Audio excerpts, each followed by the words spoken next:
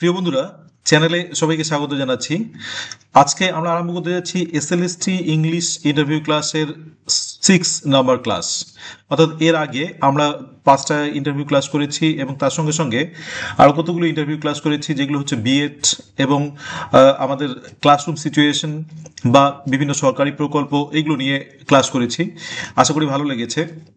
তো যদি তোমাদের এই ক্লাসগুলো ভালো লাগে তাহলে অবশ্যই লাইক এবং কমেন্ট করো এবং সাবস্ক্রাইব করে চ্যানেলের পাশে থাকার জন্য আবেদন রইল। আচ্ছা, আজকের ক্লাসটা আরম্ভ করছি ইন্টারভিউ ক্লাসের একটা মডেল ক্লাস নিয়ে, অর্থাৎ ইন্টারভিউ কীরকম হতে পারে সেরকম একটা ক্লাস নিয়ে আরম্ভ করছি ইংলিশ সাবজেক্টের উপরে। তো চলো একটু এগিয়ে যাই। প্রথমে দেখো, ইন্ট্রোডাকশনের সময় আমাদের অ্যাসপিরেন্ট বা আমরা যারা চাকরি প্রার্থী আছি, আমরা যারা ইন্টারভিউ দিতে যাব, তো আমরা এটা বলেই ঢুকবো, may I come in sir. Expert তখন উত্তর দিচ্ছেন ইয়েস কাম ইন। আচ্ছা, aspirant coming in, good morning sir. তখন এক্সপার্ট বলছে গুড মর্নিং, বি সিটেড। আমরা কিন্তু এটা ফলো করব, যতক্ষণ অবধি আমাদের বুঝতে বলছেন না ততক্ষণ অবধি আমরা কিন্তু বুঝবো না, এবং বসার সময় একটু সতর্ক থেকে বসবো, এটাই কিন্তু আমরা এক্সপেক্ট করব। তার মানে ইন্ট্রোডাকশনের সময় আমাদেরকে একটু খেয়াল রাখতে হবে, বা আমরা যখন ঢুকছি তখন আমাদের একটু খেয়াল রাখতে হবে এই ম্যানার্সগুলোর দিকে। আচ্ছা, এবার আমাদের এক্সপার্ট বললেন বি সিটেড, তখন আমরা কিন্তু বসে থ্যাংক ইউ, এগুলো জানাই আছে, আমরা এর আগের ক্লাসে আলোচনা করেছি। আচ্ছা, তো এই দিকে যাচ্ছি না, আমরা যেটা যাচ্ছি প্রশ্ন অ্যান্সারের দিকে যাচ্ছি। চলো প্রশ্ন অ্যান্সার দেখে নেই। আচ্ছা, এক্সপার্ট ওয়ান দেখো প্রশ্ন করলেন, এক্সপার্ট ওয়ানের কোশ্চেন্সগুলো আমরা দেখে নেই। আচ্ছা, expert introduce your self in brief, এটা কিন্তু এক্সপার্ট আমাদের কোশ্চেন করলেন। তখন আমাদের অ্যান্সারটা কি হওয়া উচিত? আমাদের একটা মডেল অ্যান্সার আমরা দিচ্ছি, এটা নিজের মতো করে সাজিয়ে নেওয়া যায়। তো অ্যাসপিরেন্ট হিসেবে দেখো এরকম answer, I am Jyotika Sarkar from, একটা জায়গাটার নাম দিলে। I have completed my school education at দিয়ে আবার জায়গার নাম দিলে, then I have done my bachelor's and master's degree from Dash University and B.Ed from Dash University. I feel very fortunate to be here before you because I have got an opportunity to prove myself as an aspirant of SLST exam or as a teacher. আচ্ছা, তো এরকম আমরা কিন্তু দিতে পারি ইন্ট্রোডাকশনটা দেওয়ার সময় আমাদের তো এটা ফলো করতেই হবে, এবং আমাদের যে আমরা একটা সুযোগ পেয়েছি সেই সুযোগটাকে কাজে লাগিয়ে আমরা যে টিচার হতে চাই এই ইচ্ছেটা কিন্তু আমাদের এখানে প্রকাশ করতে হবে। এটাই কিন্তু আমাদের ইন্ট্রোডাকশনের মধ্যে একটু অ্যাড করলে ভালো হয়, এবং তার সঙ্গে যদি কারো এক্সপেরিয়েন্স থাকে তাহলে সেই এক্সপেরিয়েন্সটাকে যদি ট্যাক্টফুলি বলা যায় তাহলে সেটাও কিন্তু অ্যাকসেপ্টেবল। আচ্ছা, তো আমরা ইন্ট্রোডাকশনটা এভাবে দিলাম। ইন্ট্রোডাকশনটা এভাবে দেওয়ার পরে আমাদের এক্সপার্ট কি প্রশ্ন করলেন একটু দেখি। আচ্ছা, এক্সপার্ট হচ্ছে your Jyotika, right? Do you know what is the meaning of Jyotika? এবার কিন্তু নামের আমাদের জিজ্ঞেস করে বসলেন। এবার এটা কেন প্রশ্নটা সেট করার পিছনে কারণটা হচ্ছে, দেখো তোমাদের নামের মিনিংগুলো কিন্তু তোমরা অবশ্যই দেখবে, কারণ এরকম নামের মিনিং কিন্তু আসে। তো এবার জ্যোতিকা, রাইট, এরকম করে তোমার জ্যোতিকা নামের মানেটা জানতে চাইলো। তো অ্যাসপিরেন্ট অ্যান্সারটা কি দিল দেখো, aspirant, so Jyotika means light or flame, it also refers to knowledge. Acha, my grandfather, who is a retired teacher, gave me the name with a desire that I would spread the light of knowledge in future. দেখো খুব সুন্দর করে এখানে কিন্তু বলা আছে যে জ্যোতিকার নামের মিনিং এবং কে দিয়েছে এবং দেওয়ার উদ্দেশ্যটা কি, এরকম কিন্তু একটা আমাদের নামের সঙ্গে কিন্তু এই জায়গাটাও আমরা যোগ করতে পারছি। তো আমরা সেটা এক্সপেক্ট করে রাখছি যে এরকম একটা যদি নাম জিজ্ঞেস করে তাহলে আমরা অ্যান্সারটাকে এভাবে দেব। সবার নামের এভাবে মিনিংটা জানা উচিত, এবং লোকাল জায়গা নিয়ে আমরা এর আগের দিনও একটা করেছি। আজকে একটু ভেরিয়েশন আনার জন্য প্রশ্নগুলোর মধ্যে কিন্তু একটু ভ্যারাইটি রাখার চেষ্টা করছি। তো এই ভেরিয়েশনটার জন্য কিন্তু আজকে নামটা নিয়ে জিজ্ঞেস করা হলো বা জিজ্ঞেস করলেন এক্সপার্ট। আচ্ছা, এবার পরেরটায় আসছি, দেখো পরের প্রশ্ন এক্সপার্ট জিজ্ঞেস করলেন why do you want to be teacher. আচ্ছা, এটা কিন্তু দেখো কমন প্রশ্ন, আমরা এটা অনেক এক্সপার্ট করে থাকেন।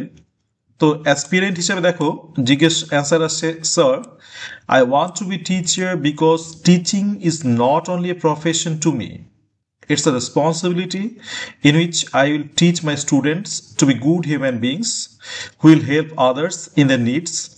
I also teach them discipline, enlighten them with my knowledge so that they can play a great role in building the society in future. My grandfather's dream will also be fulfilled if I got the opportunity to be a teacher. তাহলে এখানে কিন্তু উদ্দেশ্যটা, আমার teacher হওয়ার উদ্দেশ্যটা এখানে কিন্তু clear হয়ে গেল। তার মানে আমার টিচার হতে যাচ্ছি আমি এই কারণে যে এটা আমার কাছে শুধুমাত্র কিন্তু একটা প্রফেশন নয়, এটা আমার কাছে একটা বরং দায়িত্ব। আমি আমার স্টুডেন্টদেরকে গুড হিউম্যান বিং বানাতে যাচ্ছি, যেটা এখন খুব অভাব। এবং তারা যখন ভালো হিউম্যান বিং হবে তখন কিন্তু তারা একে অপরের বিপদে পাশে দাঁড়াবে। এবং আমি তাদেরকে ডিসিপ্লিন শেখাবো, আমি তাদেরকে আমার নলেজ দিয়ে এনলাইটেন করার চেষ্টা করব, এবং যাতে তারা সোসাইটি বিল্ড করারও একটা ভালো ভূমিকা পালন করতে পারে। তাছাড়া আরেকটা তো অলরেডি তুমি যেটা বলেছো তোমার নামের সঙ্গে, my grandfather's dream will also be fulfilled if I get the opportunity to be a teacher. তাহলে মাই গ্র্যান্ডফাদারের ড্রিম আর একটা ছিল যে আমি এনলাইটেন করব, সেটাও কিন্তু এখানে ফুলফিল হবে। তাহলে এখানে কিন্তু খুব সুন্দর করে আমরা সেই জায়গাটাকে তুলে ধরতে পারলাম। এবং আমাদের লক্ষ্য থাকবে এইটাই যে আমার একদম সেই জিনিসগুলোকে সাজিয়ে নেওয়া, সাজিয়ে কিন্তু লেখা, বাড়িতে সেটা প্র্যাকটিস করা, এবং হচ্ছে ইমেজেরি কাউকে ভেবে সেটা সম্পর্কে কিন্তু মানে তার সামনে আমি ইন্টারভিউ দিচ্ছি এরকম কিন্তু একটা চেষ্টা করা। তো এই প্রশ্নটার উত্তর আমরা সাজিয়ে গুছিয়ে যেমন করে একজন সামনে থাকলে আমরা বলবো সেইভাবেই কিন্তু আমরা রেডি করে নেব। আচ্ছা, পরের প্রশ্নে আসছি। এক্সপার্ট দেখো, what should a teacher do in his leisure time? Should he engage himself in private tuition? খুব সুন্দর বললো কিন্তু দেখো, যে একজন টিচার লেজার টাইমে কি করবেন, তিনি কি প্রাইভেট টিউশন করবেন? আচ্ছা, অ্যাসপিরেন্ট কি বললো, sir after his duty in school and in his family, a teacher should use his leisure time in preparing his lessons for the next class to make it more effective and joyful. তাহলে একটা laser টাইমে এটা করা যেতে পারে যে আরো lesson prepare করে কি করে সেই টিচিংটাকে আমরা ইফেক্টিভ এবং জয়ফুল করতে পারি নেক্সট ক্লাসের জন্য। আর কি, কমিউনিকেটিং উইথ দ্য স্টুডেন্টসদের সঙ্গে কমিউনিকেট করা যেতে পারে, তাদের সঙ্গে একটা যোগাযোগ করা যেতে পারে, তাদের বাড়ি যাওয়া, তাদের সঙ্গে আলোচনা করা কোন ব্যাপারে তাদের অসুবিধা হচ্ছে, এবং their parents, and also doing some social work. এবং আরও কিছু সোশ্যাল ওয়ার্কও করা যেতে পারে ইন হেল্পিং আদার্স, অন্যদেরকে হেল্প করে। Others will get inspiration from his ways of life.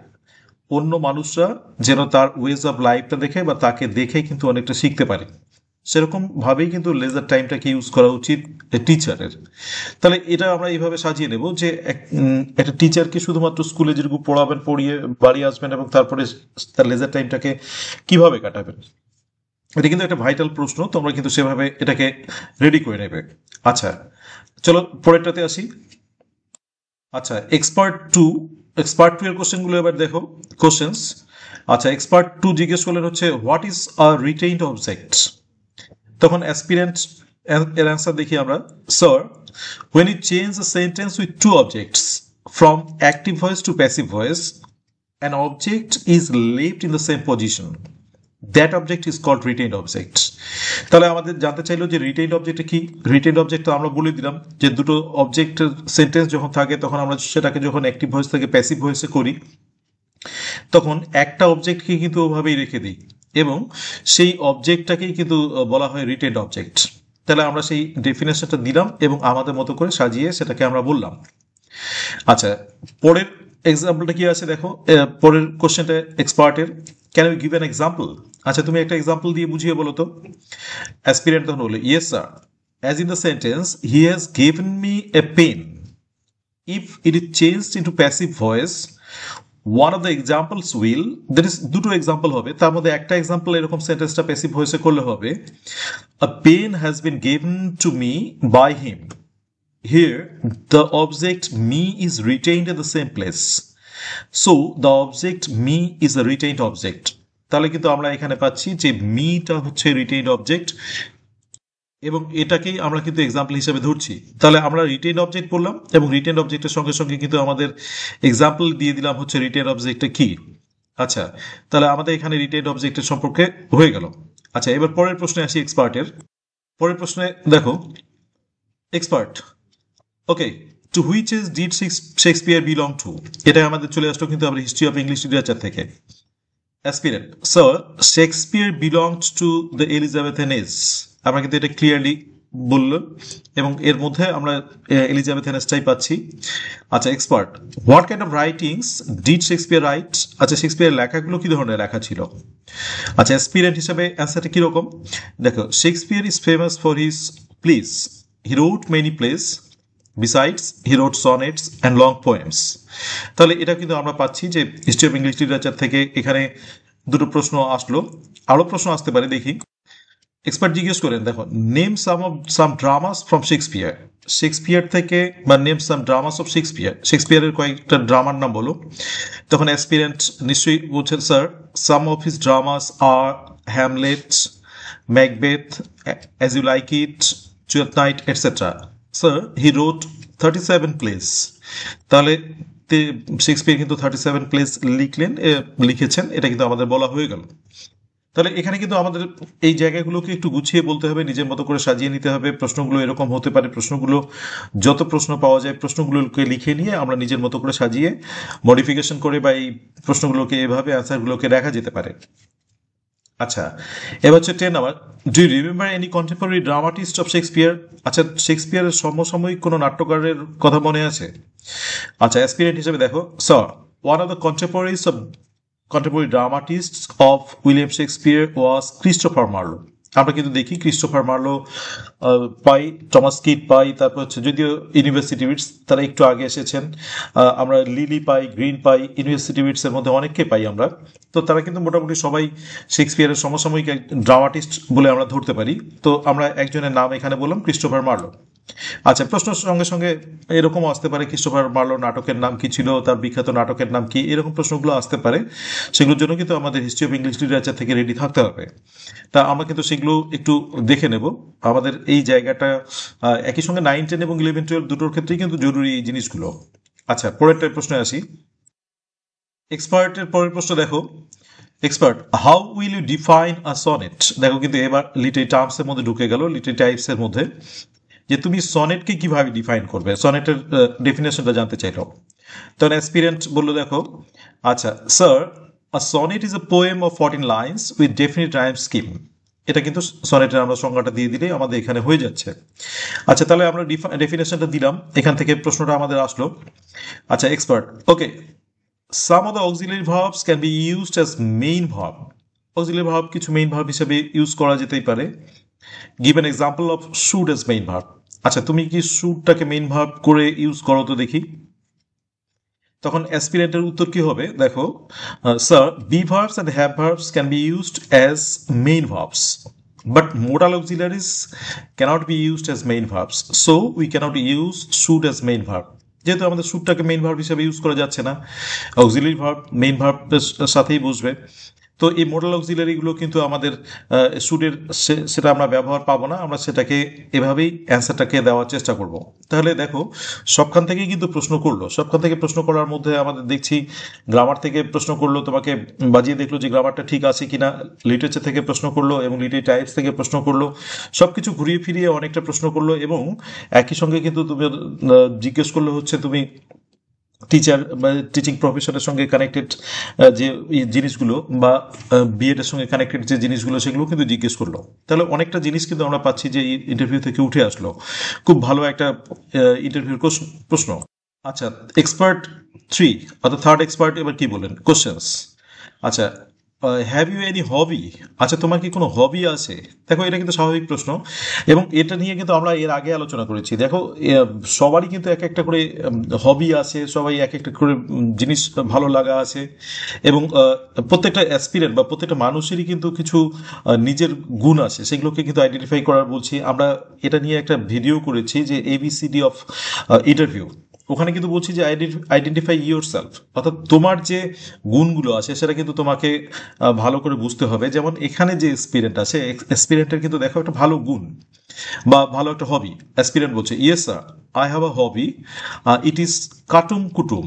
তাহলে এখানে কিন্তু হবিটাকে একটা স্পেশাল হবি, আলাদা রকম একটা হবি আছে, সেটা কিন্তু হচ্ছে কাটুম কুটুম তৈরি করা। তো এটা বললেন। তো এই আইডেন্টিফিকেশন অফ সেলফ বা নিজের কোয়ালিটিটা, এটা কিন্তু হচ্ছে জানাটা জরুরি, এবং খুব সুন্দর সুন্দর সবার মধ্যেই গুণ আছে, সেই গুণগুলোকে যদি আমরা তুলে ধরি তাহলে কিন্তু খুব ভালো হবে। দেখো এই কাটুম কুটুমটা জানা, এবার কাটুম কুটুমটা কি দেখো, এক্সপার্ট তখন জিজ্ঞেস করলেন, it is very peculiar, what is it? আচ্ছা, এটা তো খুব কাটুম কুটুম নামটা তো অদ্ভুত মনে হলো, এটা কি জিনিস? আচ্ছা, তখন হচ্ছে অ্যাসপিরেন্ট বললো, sir, it is the crafting of sculptures from natural sources like tree branches, tree roots, এগুলো থেকে যে ক্রাফট করে তৈরি করা হয়, সেগুলোকে কিন্তু বলা হয় কাটুম কুটুম। আচ্ছা, in it no extensive transformation is made. এখানে একদম ডালটা কেটে নতুন করে যেমন একটা কাঠ কেটে টেবিল চেয়ার তৈরি করা হয় এরকমটা না, এক্সটেন্সিভলি করা হয় না। Original structure is kept, original স্ট্রাকচারটাকে ওভাবেই রাখা হয় উইথ সাম মাইনর মডিফিকেশনস, এবং কিছু মাইনর মডিফিকেশন করা হয়। তো এটা একটা খুব সুন্দর হবি, এই আমাদের যে অ্যাসপিরেন্ট আছেন সেই অ্যাসপিরেন্টের কিন্তু খুব সুন্দর একটা হবি। তো সেটাকে কিন্তু এখানে খুব সুন্দর করে তুলে ধরলো। মানে এরা দেওয়ার উদ্দেশ্য একটাই, যে আমাদের কিন্তু অনেকেরই অনেক ভালো ভালো হবি আছে, সেই হবিগুলো কিন্তু আলাদা, এক্সেপশনাল এবং মজার। হবি একই রকম হবে, সবারই গার্ডেনিং হবে, এটা ওটা হবে, এই টাইপের হবি কিন্তু নাও হতে পারে। সেই আলাদা জিনিসটাকে কিন্তু যদি আমরা চিনি, সেই জিনিসটাকে যদি আমরা বের করে আসি, সেটার কিন্তু আলাদা একটা গুরুত্ব আছে। যেমন এটার ক্ষেত্রে কিন্তু এই এক্সপার্টের ক্ষেত্রে কি, অবভিয়াসলি এক্সপার্ট এটাতে একটা খুশি হবেন যে এরকম একটা ইউনিক হবি আছে, এবং সত্যি এটা নিয়ে তার জানার আগ্রহ থাকবে, এবং নতুন জিনিস জানার আগ্রহ থাকবে। মানুষের অনেক কিছুই দেখো ভালো লাগে, তো এই ভালো লাগা জিনিসগুলোর মধ্যে কিন্তু এই জিনিসগুলো আছে, একটু আলাদা রকম আমরা সবাই চাই। তো সেই যদি আলাদা রকম জিনিসটাকে যদি তুলে ধরা যায়, সেটা কিন্তু আলাদা একটা গুরুত্ব দেবে সেই ইন্টারভিউয়ের মধ্যে। তো এরকমই একটা ইন্টারভিউয়ের এই যদি স্পেশালিটি থাকে, আলাদা কিছু জানার থাকে, এক্সপার্টরাও তো চান যে নতুন কিছু আসুক, একঘেয়েমি জিনিস নয়। তো সেটা যদি তুলে ধরা যায়, সেটা কিন্তু সব থেকে ভালো হবে। তো এটা কিন্তু এই হবিটাও খুব পছন্দ হলো, এবং কতগুলো খুব সুন্দর প্রশ্ন নিয়ে এই ইন্টারভিউ ক্লাসটা, বুঝতেই পারছো। আশা করি ভালো লেগেছে, এবং যদি ভালো লেগে থাকে তাহলে কিন্তু কমেন্ট করবে, কমেন্টের অপেক্ষায় রইলাম। কেমন লাগে সেটা জানাবে, তাহলে কিন্তু আরও ক্লাস দিতে আগ্রহটা বেশি হবে। Thank you for watching the video. Please subscribe the channel Let's Learn Blooming Birds and stay tuned.